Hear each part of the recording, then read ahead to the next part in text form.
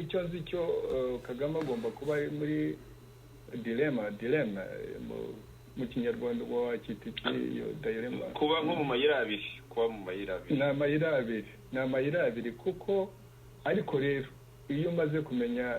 nibyo mu kanya tubwo nibyo tugiye kujya tuvuga iby'abanyarwanda Kagame nk'ukuntu twagiye tubivuga ni nk'amarage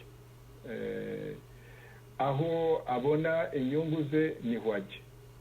nubwo ibyo byose yabikoranye na TPLF ariko kuko ubu ngubu bahindutse aribo bari mu mwanya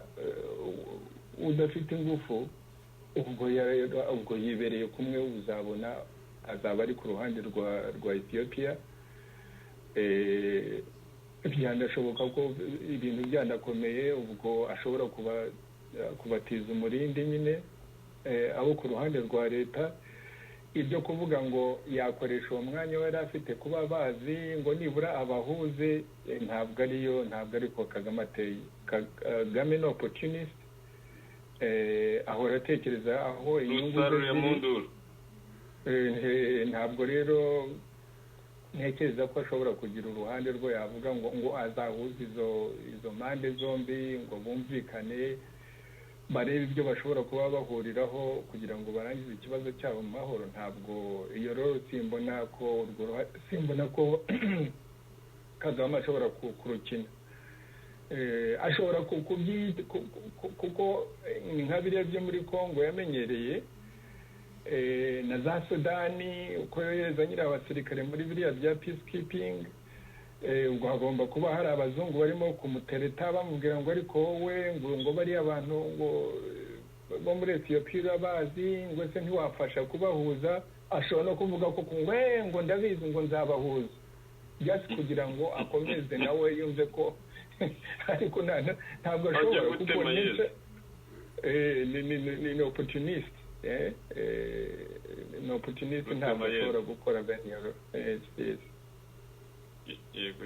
tugira abantu kurusha ibindi byose cyane cyane ikitugira umuntu ushobora kumenya akababaro k'undi nicyo ngicyo niyo character ishingiye kuri empathy. Kagame rero nta empathy agira niba hari nuza kandi hari n'igihe abyigamba mu buryo buri direct mbese ko we ni nk'umuntu mbese ufite u Rwanda rubona nka factory mbese uruganda rwaho ugenda ufata nk'ari abantu mbese bacukura amabuye za diyama zahabu za kota n'iki ku ruhande rumwe ugashyiramo ayo mabuye ku rundi ruhande hakavamo ibyo ushaka ko bivamo ni nk'uruganda. We Kagame niko abona abanyarwanda mbese ko ari nk'ibyo bintu ushyira ku ruhande rumwe rw'urwo ruganda bikabyara ibyo ashaka ku rundi ruhande. Icyo cyuma nyine avuga ngo ntibazamukunde bazamutinye na kuriya kwigamba mujya mumubonamo buri gihe yishe umuntu nabo yishekera ashyugumbwa bashaka kuvuga ati ni jyewe murangira mute cyangwa se ati naramaze. n'icyo kintu cyo kutagira empathy no ku bantu bamwegereye cyane ureba ahemukira kandi mu by'ukuri ari bo babungabunze ubuzima bwe igihe kirekire cyane. Iyo ni character ya mbere yo kutagira empathy. Character ya kabiri ya Kagame uyirebera kuri Frank Rusagara. Frank Rusagara ndamuzi cyane n'abantu twese uko tuziranye uko twabaye abantu bataragera yaranduseho ntabwo na banyi nawe mu gihe cyo kwiga muri universite za Makerere ariko nyuma aho duhuriye mu by'urugamba naje kumenya naho mviriye hano Washington nsubiyeyo nakoze Kagame akiri vice president na ministre w'ingabo icyo gihe Rusagara niwe wari secrétaire général munyamabanga mukuru muri iyo ministeri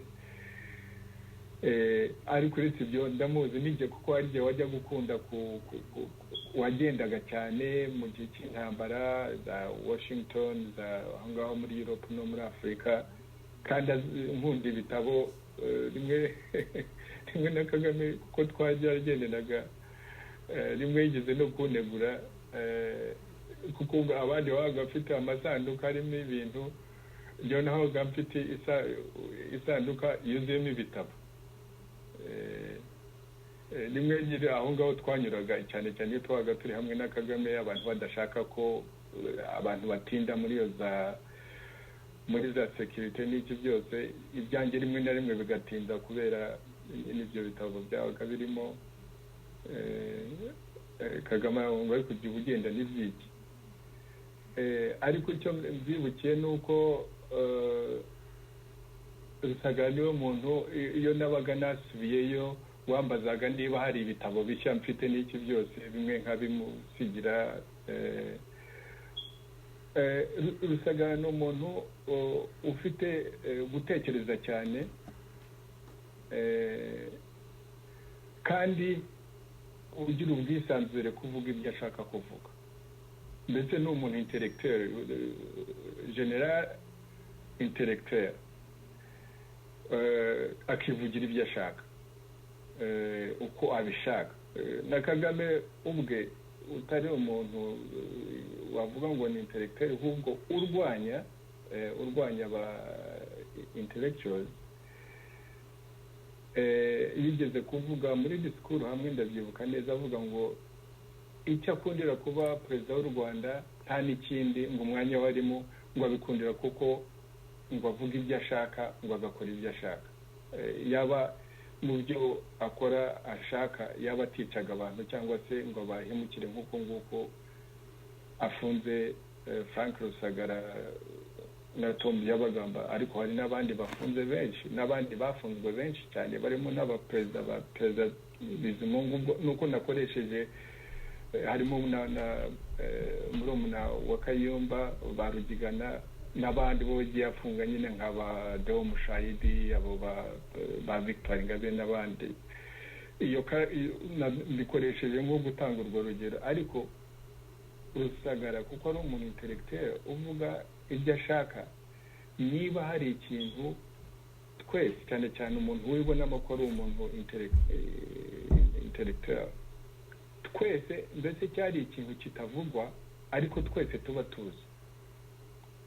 nanjye ukoranye na Kagame nka directeur de cabinet nyobora ibiro bye no mu byo nakoze byose nakoranye nawe hafi ibyo nagiye nkora byose niwe nabonaga mbese nubwo habaga hari abandi bo wakwita bagukuriye ariko wumvaga ko umuntu utangaho raporo mu buryo bukomeye ni uwo nguwo ndi Kagame niko ryo nibonaga no muri ibyo ngibyo ibyo nakoze bya diplomasi kuva muri 1991 ariko twese abo ba intellectual bose ubona hariya kugeza no kuri uwo nguwo Tito ubona yirirwa yivugisha bene biriya byo avuga ati nkonda no ku myaka agezeho abantu umuntu agomba kumenya uko agendera ku magi iyo ufite ibyo ugomba gukorana na Kagame iyo muri ruhande muri cyama mu gisirikare abantu bose bagomba kumenya uko bagendera ku magi icyo kintu cya Frank Rusagara icyo azira nta kindi nuko ari we mbese ni bene wa mu intellectuals ibitekerezo bye arabyandika ibitekerezo bye arabivuga wabimwangira ukabimwangira wamukunda ukamukundira cyangwa se waba uvuga uti sinumvikana nawe mukamwajya nko muri debate ariko afite iyo mu cyongereza bakita fierce independence of thought and expression uvuga ngo umuntu mbese ushyira agaciro gakomeye cyane gahambaye cyane ku bitekerezo bye akabihagararaho kandi akanabivuga uwo muntu rero nta kuntu Kagame ashobora kumukunda n'imirimo yagiye abona imirimo agenda Kagame sinshaka kujya mu byo ubundi hari igihe nshaka kumugereranya n'abandi ariko uyu munsi ndi bubikore yamenyaga ukuntu twese abo ba intellectual abizi neza ko tugendera ku magi akamenya ndetse aho buri umwe amushyira akawushyira umwe akamushyira hari undi akamushyira hari akamenya ukuntu abajera tukagendera ku magi. ari nacyo nanavugiye mu kindi kiganiro ngo nta mudikiteta wirema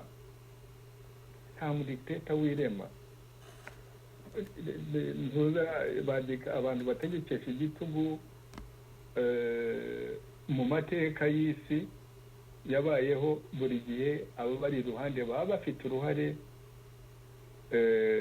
mbese kubagira uko baza kumera. nuko kugendera ku magi kwacu kuri Kagame mu by'ukuri niko kwagiye kurema Kagame kugezaho bya bindi bavuga ngo umanika hagati wicaye wajya ukamanuka abanza ugahaguruka. na Kagame nuko Rusagara rero we kuko ari bene wa mu intellectual uvuga ibyo atekereza akabivuga mu ruhame n'ibyo yazize nta bindi. Character ya kabiri rero nshaka kuvuga kuri Kagame kandi ifite uburemere cyane ni yongeye yo kuba anti intellectual. icyo mfashe kugisobanura neza mu Kinyarwanda Joseph. anti ni ukuvuga ngo ni umuntu muri kamere ye urwanya aba intellectual. nibyo yes ni muri kamere iyo kandi ibyo ngibyo byo ni ibintu bimwe byakomotse muri NRA biraza bijya no muri RPA tukiri mu ntambara. uretse ko RPF yari ifite igice kinini cy'abantu ba RPF n'igisirikare ntabwo bari aba intellectual bari abantu mbese kuko intambara ntabwo ari aba intellectual bayirwana nubwo amaherezo baza kuyobora bashobora kuyobora organization ariko ingufu zo kurwana no gutsinda ntabwo ziva muri ba intellectual gusa ahubwo ziva uko abantu bakurikiye urugamba nk'urwo ngurwo. urugamba rwa FPR rw'inkotanyi rwagwanywe n'abantu basanzwe kandi bavamo abantu b'ingeri zose. ariko icyo gice rero cy'aba intellectual mu by'ukuri ugiye kureba ubigeranye na za NRA wenda n'izindi zabayeho muri Afurika igice cy'aba intellectual muri RPF no mu gisirikare cyari igice mu by'ukuri cy'abantu batari bakeya. abaganga mbese abantu benshi barangije aya mashuri abantu ariko wajya kureba ugasanga no mu mvugo byatangiye muri NRA no mu ntuza no mu gisirikare cyacu cy'inkotanyi ugahora ubyumva abantu nk'aba intellectuals nkatwe habamo icyo kintu cyo kubaridikiriza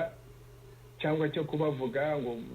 ntabwo bashobora kurwanya ntabwo ba intellectual ari abarwanyi ntabwo ba intellectual bashobora kugira batya ariko icyo Kagame yari agifite cyane uretse ko ubu ngubu cyagiye kigenda gikura ariko muri character ya Kagame ni umuntu anti intellectual. nta mahoro azigera ageraho ntibishoboka ibyo ngibyo kuko Kagame niyo umurebye niyo wakoranye nawe isaha ku yindi umunsi ku wundi amasaha 24 Kagame nta mahoro afite na gato. niba uratekereza ati nishe benshi nahemukiye benshi ntari perezida ngo nkoreshe ubushobozi ndetse n'ibintu byo mfite nka perezida iyi protection mfite nka perezida ese nameranye aba bantu ntibanyica. Kagame yibara nk'umuntu mu by'ukuri ni nk'undi muntu wavuye wenda ku yindi si akaba ari aho ngaho areba abanyarwanda